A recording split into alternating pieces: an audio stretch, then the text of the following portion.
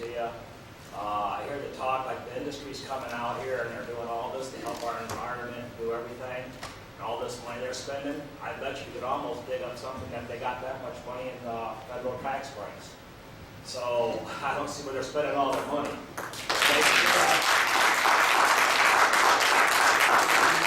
These people are making billions and billions of dollars, and I find it kind of funny that all of a sudden now they're going to come out and we're going to do all this great stuff to help you. I've been fighting this fight for 7 years. I got these compressors, I got all this contamination, I got to walk by, I got to smell it, I got to breathe it, and now they want to come romance you people? By the way, thank you for getting involved, because Arkansas really is starting to have some meetings finally. They're finally starting to look at some of these problems that I've been fighting for 7 years. And you can't change anything at the county level. These industries will not let you do it. They'll bring in every attorney. They'll have all their hired guns, all their hired workers in on us. I'll turn this in. This will give you all the stuff you need there. But man, this just upsets the heck out of me what I hear here.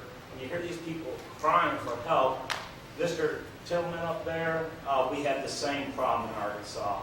Sharon showed a film there, same thing in Arkansas, exact same thing. All these tanks, the lids are wide open, stuff's on the ground, stuff's spilling everywhere, people are sick, no one cares, deaf ears is the only thing that we hear. No one wants to help us until finally now. So finally the industry, I guess, is going to wake up also. So, I don't know, I just find this very confusing. And I'm just really glad you guys are stepping in, and I hope you go a little bit further. And I hope you look at the problem of the noise with these compressors. Sharon showed that one compressor. You put 4 or 5 of them in a row. I've got 60 decibels of noise all the way around my house. Been like that for 10 years. The one set of 60 decibel noise is coming up from 2 miles from my house, from the whole valley is lined with these compressors. There's one set of compressors that are on private property. All this is on private property, so I can't get to it unless I'm trespassing. But there's one, they have their guard shack, they have their building. I mean, someone's is standing there at this thing 24 hours a day.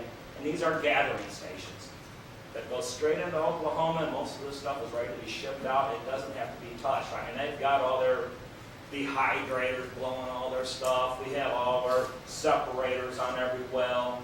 So, and they have these compressors scattered just absolutely everywhere. And then when they say, oh, we went out and talked to someone, they talked to the guy that was 102 years old, he couldn't hear. Oh, I don't hear anything. I sleep fine. Well, here we are. We're screwing with the numbers again. I mean, this industry is very, very smart. You guys know that. I don't have to tell you that. So that's all I have to say.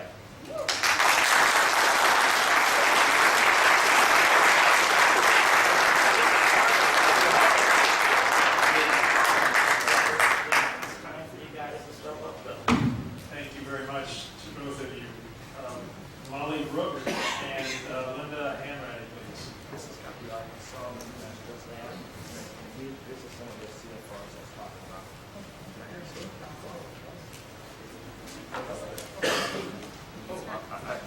I was the one in front of me, but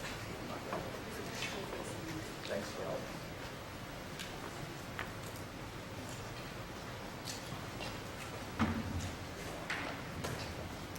I'm Molly Rook, and I don't have prepared comments today.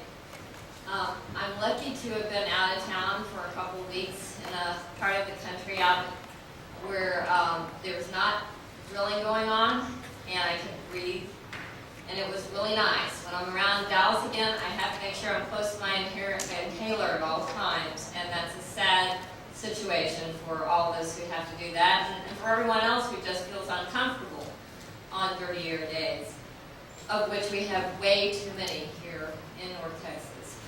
Thanks in large part to the gas drilling and production operations we have going on around here in the Barnett Shale, and the regulations that are too weak and enforcement that is almost non-existent. And I thank the EPA for doing whatever they can. I hope that you will do everything that you can to help protect public health, because that's what these regulations are in large part designed to do. And although I have been working on clean air issues as a concerned citizen and as a member of different environmental and public health organizations for some time, I want to let you know that I also have a background just as someone who has a family ranch where there's been oil and gas operations on it for generations before me.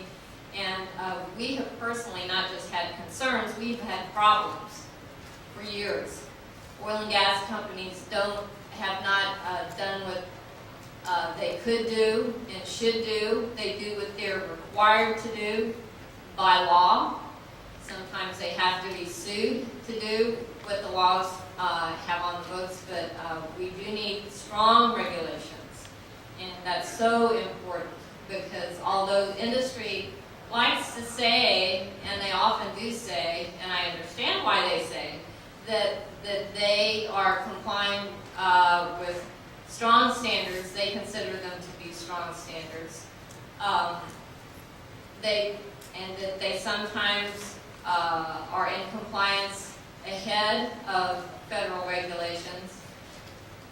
It's because the federal regulations have not come into effect yet. They don't do this without being required to do it. And so the reason that they have cleaned up so much over the years is because they've been required to do it. And when there are those who say that they can't do this or that because it's economically feasible, think of the economics of unhealthy people.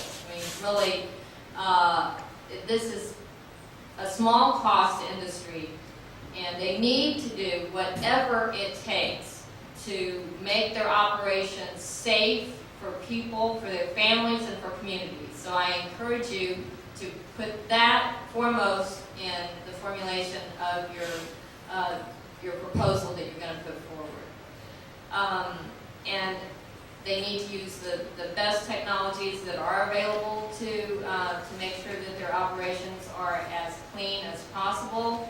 And if the technologies need to be improved, then I feel quite certain that they are capable of doing that. They've done it in the past, time after time, and we've been able to go to the moon. Surely we can drill for oil and gas better than we're doing now, safer, and without ruining people's lives and health and making them move away from their homes.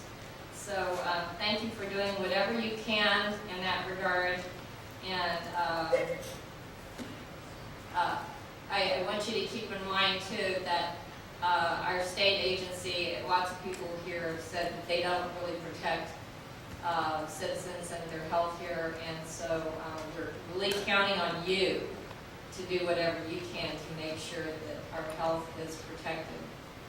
And so thank you for all that you are doing.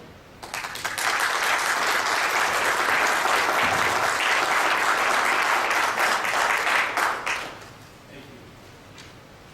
My name is Linda Hanratty, and I live in Fort Worth, Texas, but I'm speaking on behalf of the League of Women Voters in Texas. We want to thank the Environmental Protection Agency for the opportunity to speak on this important issue.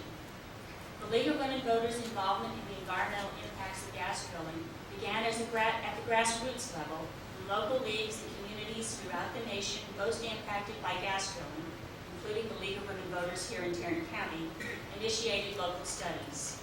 This grassroots effort culminated in the unanimous passage of a resolution at the LWVUS June 2010 convention calling for support of safe drilling and mining for energy resources.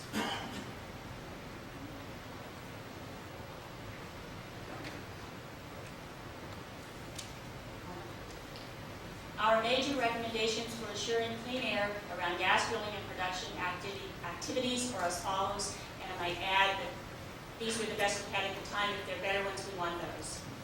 Require vapor recovery units on all tanks and vessels that will contain any amount of condensate or hydrocarbons and apply the same requirement to all diesel storage tanks.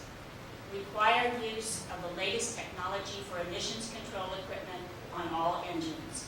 Engines driving drilling and workover rigs, frac pumps, compressors, and all other engines on site for drilling, rework, and production. And I might add that picture is on the Trinity Trails near the old Carswell Air Force Base. Require trucks used for moving drilling equipment, construction equipment, water, etc., to meet Texas emissions reduction plan standards. Require the use of electric or low-emission natural gas-powered engines, especially for compressors and drilling rigs, and that does not mean field gas. Require the use of green gas well completion techniques that recover gas from the first burst of gas and liquid from the well, rather than allowing the gas to vent or burn, i.e. flaring.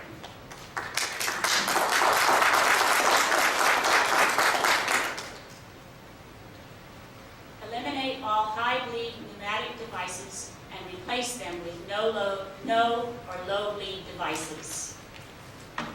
These requirements are particularly vital in areas where gas drilling is in urban areas, such as the Barnett Shale region of North Texas. Dr. Al Armendariz' 2009 study, as mentioned before, entitled Emissions from Natural Gas Production in the Barnett Shale Area and Opportunities for Cost-Effective Improvements, made these same recommendations, with the exception of the recommendation that all trucks used in gas drilling and production, in the gas drilling and production industry, be required to meet Texas emission reduction plan standards. When Dr. Armendariz' study was made, the Barnett Shale had 7,700 oil and gas wells, and another 4,700 wells were pending. The Barnett Shale now has over 14,000 wells and 3,000 wells pending. We can spend the next several years testing the air and arguing over what to do, or we can require the industry to make these simple, cost-effective steps to reduce their air emissions. Some gas producers are already employing at least some of these recommended techniques. We ask you to require the gas drilling industry to take all reasonable steps to reduce emissions now.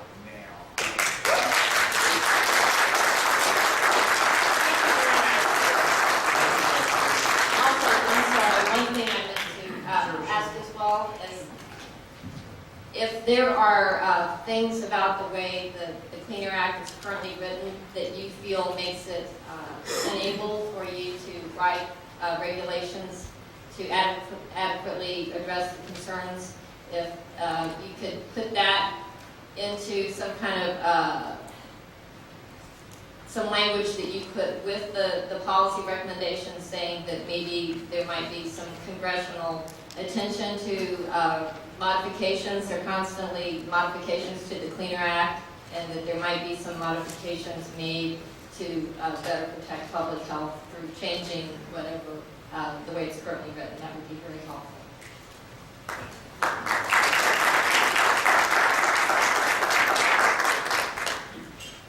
Thank you very much to both of you. James Brazell and Deborah Rogers, please.